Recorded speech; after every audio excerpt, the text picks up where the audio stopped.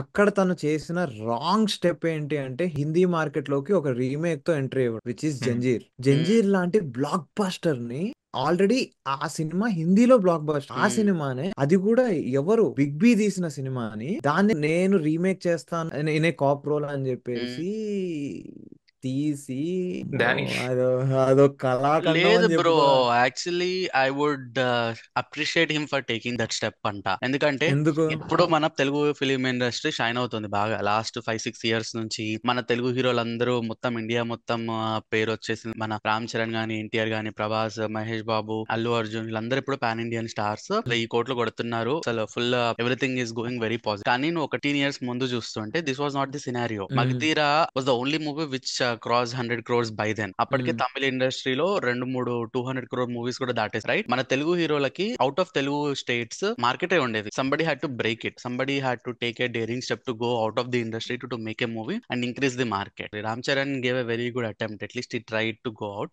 It didn't work out sadly. But imagine, కానీ అప్పుడే Zanjeer okay, work out అయ్యి ఉంటే అప్పుడే మనకు ఒక pan India star Telugu industry నుంచి వచ్చేసి ఉండేవాడేమో.